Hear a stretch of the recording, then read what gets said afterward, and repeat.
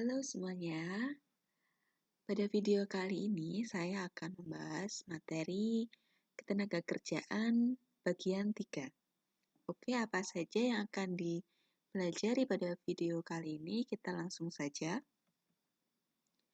Tujuan pembelajaran atau isi materi dari video ini, kita akan membahas mengenai 3 pokok bahasan. Yang pertama yaitu partisipasi angkatan kerja. Kemudian yang kedua, kita akan bahas mengenai dependensi rasio atau rasio ketergantungan. Lalu yang ketiga, kita akan bahas mengenai upaya meningkatkan kualitas tenaga kerja atau meningkatkan kualitas kerja. Oke, kita langsung saja. Yang pertama, kita akan membahas mengenai partisipasi angkatan kerja. Oke, apa itu partisipasi angkatan kerja? Nah, tingkat partisipasi angkatan kerja atau labor force participation rate ini adalah proporsi angkatan kerja terhadap populasi usia kerja. Nah, angkatan kerja ini terdiri dari individu yang saat ini sedang bekerja dan mereka yang belum bekerja, namun secara aktif sedang mencari pekerjaan. Sementara itu untuk definisi populasi usia kerja ini mencakup individu yang berusia antara 16 hingga 64 tahun. Kemudian,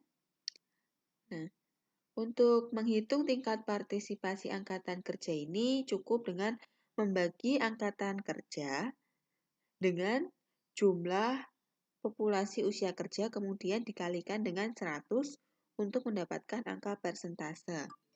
Nah, jadi ini adalah rumus untuk mencari berapa besar partisipasi angkatan kerja, yaitu dengan cara membagi jumlah angkatan kerja dengan populasi usia kerja kemudian dikalikan dengan 100. Selanjutnya yaitu apa sih pentingnya partisipasi angkatan kerja? Di sini ada beberapa hal yang menurut ini penting dalam partisipasi angkatan kerja. Yang pertama yaitu untuk mengukur komposisi pasokan tenaga kerja. Nah, pemerintah ini biasanya membagi angkatan kerja ke dalam beberapa kategori seperti jenis kelamin, distribusi usia, kemudian tempat tinggal, jenis pekerjaan, lalu pendidikan terakhir, dan sektor ekonomi. Kemudian, yang kedua yaitu untuk membuat proyeksi pasokan tenaga kerja di masa depan.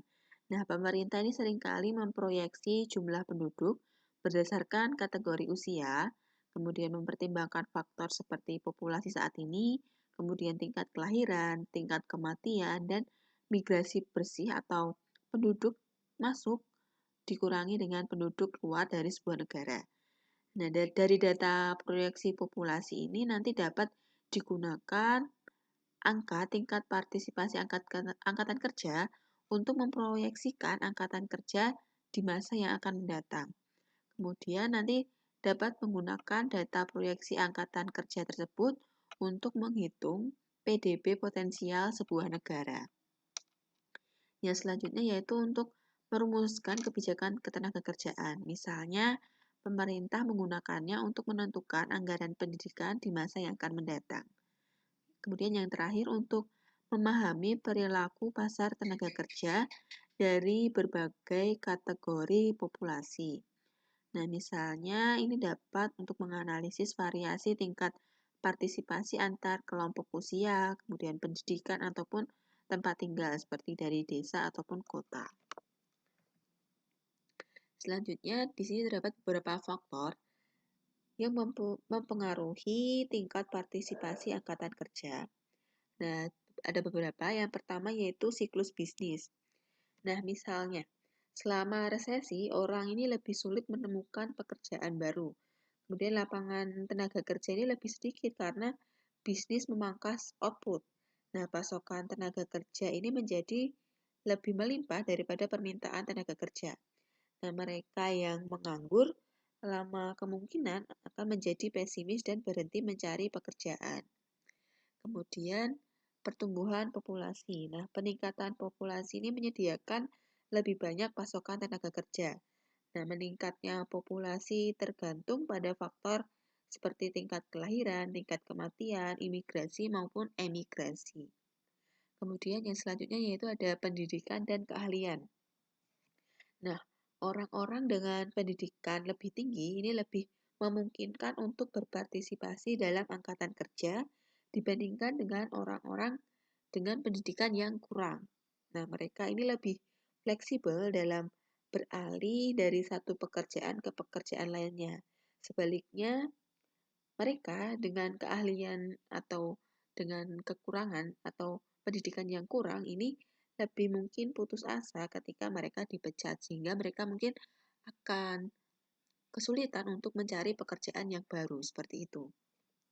Kemudian ada kemajuan teknologi. Nah, teknologi seperti otomatisasi ini mengurangi penyerapan tenaga kerja. Nah, beberapa keterampilan ini menjadi usang atau tidak relevan dengan permintaan di pasar tenaga kerja. Nah, akhirnya mereka akan menganggur dan enggan mencari pekerjaan. Nah, itu karena tadi akan kemajuan teknologi. Karena keterampilan yang mungkin sudah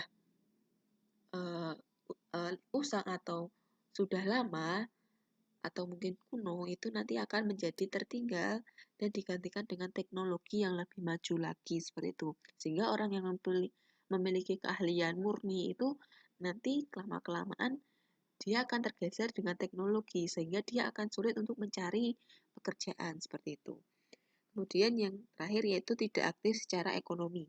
Nah, mereka yang sedang bekerja berhenti dan tidak lagi aktif mencari pekerjaan ini karena alasan seperti ingin melanjutkan pendidikan yang lebih tinggi, kemudian mengurus rumah tangga ataupun memasuki usia pensiun.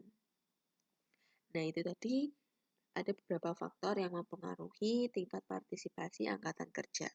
Kemudian kita akan membahas mengenai dependensi rasio atau rasio ketergantungan. Nah, dependensi rasio atau rasio ketergantungan ini adalah perbandingan antara jumlah penduduk umur di bawah 14 tahun ditambah dengan jumlah penduduk usia 65 tahun ke atas. Nah, keduanya ini disebut dengan bukan angkatan kerja dibandingkan dengan jumlah penduduk usia 15 hingga 64 tahun. Nah, ini merupakan angkatan kerja. Jadi ini adalah pengertian dari dependensi rasio atau rasio ketergantungan. Nah, ini adalah rumus untuk mencari dependensi rasio DR atau rasio ketergantungan, yaitu penduduk di luar usia kerja atau PULPK, penduduk di luar usia kerja tadi seperti di bawah 14 tahun dan di atas 64 tahun. Dibagi dengan penduduk usia kerja atau PUPK atau tadi angkatan kerja yang di umur 15 hingga 64 tahun. Seperti itu, kemudian dikalikan dengan 100%.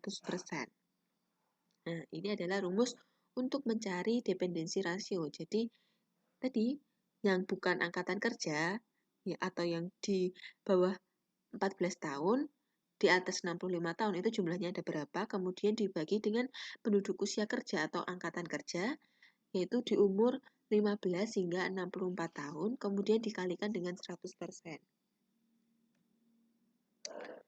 Kemudian ini adalah kegunaan atau pentingnya dependensi rasio atau rasio ketergantungan.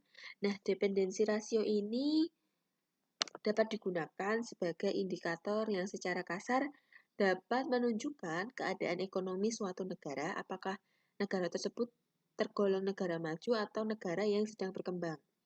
Nah, dependensi rasio ini merupakan salah satu indikator demografi yang penting bagi suatu negara. Nah, semakin tinggi persentase dependensi rasio, ini menunjukkan semakin tingginya beban yang harus ditanggung penduduk yang produktif untuk membiayai hidup penduduk yang belum produktif atau tidak produktif lagi. Jadi, jika dependensi rasio atau rasio ketergantungan ini persentasenya tinggi, maka beban yang ditanggung oleh penduduk produktif ini juga semakin tinggi. Nah, karena dia untuk membiayai hidup penduduk yang tidak produktif atau sudah tidak produktif lagi, seperti itu. Jadi, jika dependensi rasio tinggi, maka beban yang ditanggung juga tinggi.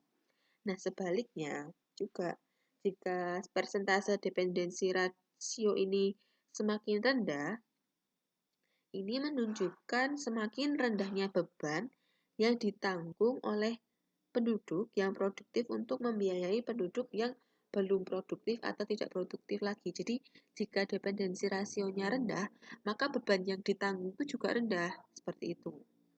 Nah, itu adalah kegunaan dari dependensi rasio atau rasio ketergantungan. Selanjutnya, yaitu kita akan membahas mengenai upaya untuk meningkatkan kualitas tenaga kerja. Yang pertama, kita akan membahas mengenai upaya untuk meningkatkan kualitas tenaga kerja dari pemerintah. Yang pertama yaitu mendirikan lembaga pelatihan untuk meningkatkan keterampilan masyarakat seperti BLK atau Balai Latihan Kerja, ataupun juga lembaga yang berdiri di lingkungan masyarakat seperti PKK ataupun Karang Taruna. Kemudian yang kedua yaitu bisa dengan menyusun dan melaksanakan program yang sekiranya dapat mendukung tercapainya sistem ketenagakerjaan yang ideal. Kemudian yang ketiga seperti meningkatkan kualitas serta produktivitas tenaga kerja dengan mengadakan pelatihan gratis, sehingga tidak akan menjadi penghalang bagi peserta. Kemudian yang keempat yaitu peningkatan kualitas guru dengan seperti sertifikasi, kemudian pelatihan, seperti itu, ataupun juga alokasi tunjangan. Nah, selanjutnya yaitu menciptakan kurikulum yang menghasilkan lulusan berkualitas. Jadi, peningkatan materi belajar.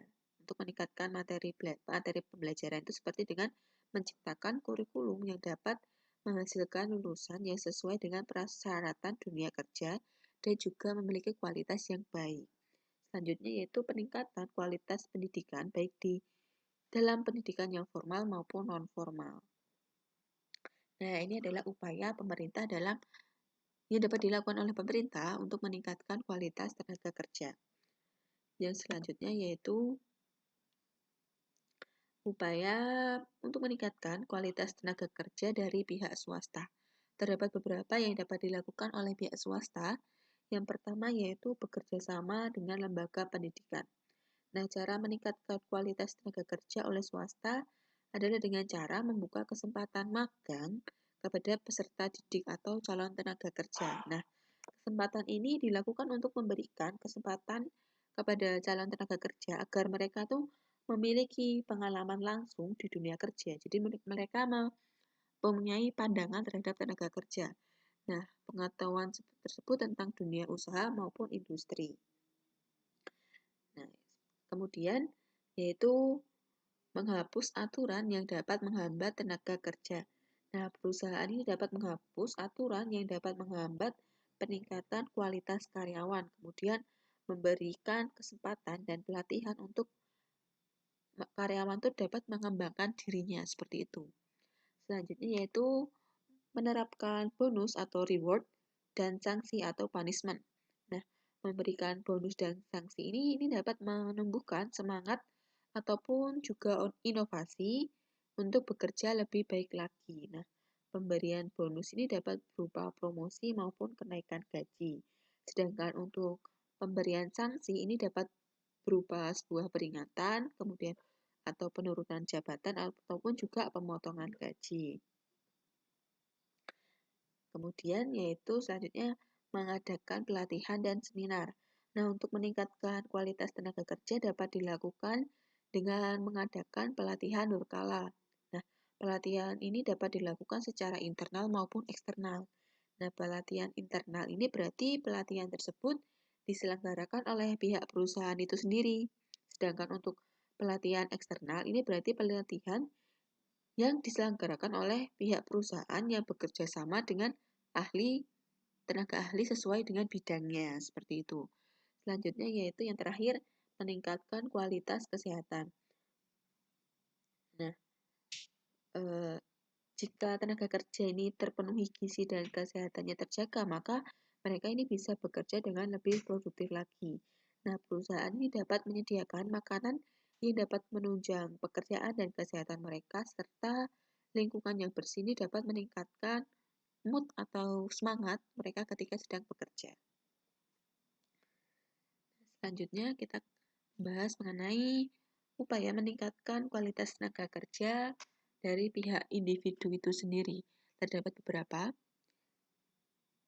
Yang pertama yaitu membekali diri dengan kemampuan yang dibutuhkan perusahaan. Nah, akan percuma jika sudah memiliki pengalaman dan prestasi, tapi tidak memiliki hal yang diharapkan oleh perusahaan. Jadi, sebagai individu, kita tuh diharapkan dapat membekali diri kita sendiri dengan kemampuan yang mungkin nanti bisa berguna untuk mencari pekerjaan, atau kemampuan itu nanti sangat dibutuhkan oleh perusahaan atau dibutuhkan oleh pihak pencari kerja seperti itu.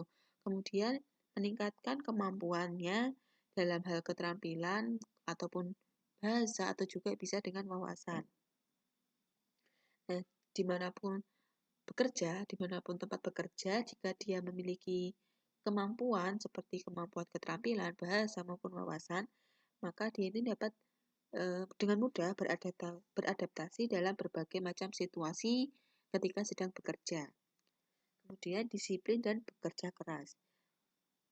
Jika suatu individu ini belum memiliki atau tidak ingin bekerja pada suatu perusahaan, ini maka dia ini bisa bekerja sebagai wirausaha. Kemudian sebelum itu dia harus menanamkan jiwa wirausaha tersebut seperti dia gigih, ulet, ataupun kreatif seperti itu. Agar jika dia tidak ingin bekerja pada suatu perusahaan, diharapkan nanti dia bisa menciptakan peluang usaha sendiri. Kemudian tetapkan tujuan yang jelas. Nah, bekerja di sebuah organisasi ini membutuhkan harapan dan target yang jelas supaya seorang tenaga kerja ini bisa produktif. Nah, setiap pekerjaan ini harus ada tenggat waktu atau deadline-nya, kemudian alur dan tanggung jawab, serta tujuan yang jelas. Selanjutnya yaitu minimalisir atau meminimalkan gangguan dan kemudian sehingga dia dapat fokus. Nah, kemudian yaitu menghindari pekerjaan multitasking. Nah, kebanyakan pekerja ini membuka banyak tab pekerjaan di komputer mereka, berharap bisa menyelesaikan semuanya secara bersamaan. Tetapi hal tersebut bisa menghambat dan mengganggu konsentrasi dan bisa menyebabkan alur pekerjaan menjadi berantakan. Jadi diharapkan dia tuh menyelesaikan satu pekerjaan terlebih dahulu. Jika sudah satu pekerjaan itu selesai, maka dia dapat melanjutkannya dengan pekerjaan yang lain. Jadi tidak bisa dikerjakan secara bersamaan atau berbarengan, karena hal tersebut nanti bisa mengganggu konsentrasi atau bisa membuat hasil pekerjaan tersebut tidak maksimal. Kemudian, tidak meninggalkan pekerjaan yang belum selesai. Nah, menyelesaikan pekerjaan ini terkadang membuat jam-jam di kantor ini menjadi lebih lama, misalkan seperti itu. Nah, hal ini membuat orang-orang ini menunda menyelesaikan pekerjaannya. Nah, diharapkan ketika sudah memulai pekerjaan, diharapkan tidak meninggalkan pekerjaan yang belum selesai tersebut. Kemudian, membaca hal yang baru setiap hari. Nah, perkembangan ilmu, pengetahuan, dan teknologi ini kan sangat cepat.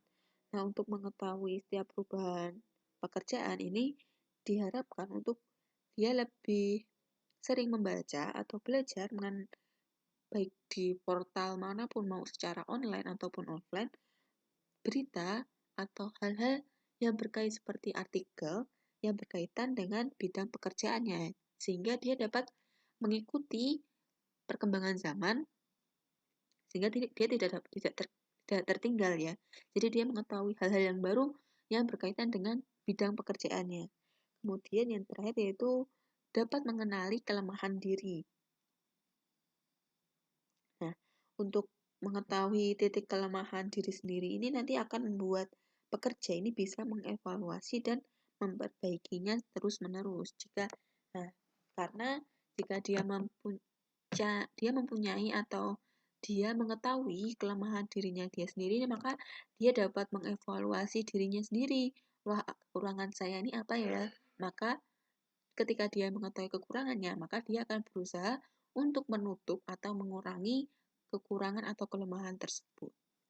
Nah, itu tadi beberapa upaya untuk meningkatkan kualitas tenaga kerja, baik dari upaya pemerintah maupun upaya pihak swasta dan upaya pihak individu itu sendiri. Nah, sekian materi yang dapat saya jelaskan pada video kali ini. Terima kasih sudah menyimak materi yang saya paparkan, dan terima kasih sudah menonton video ini. Terima kasih.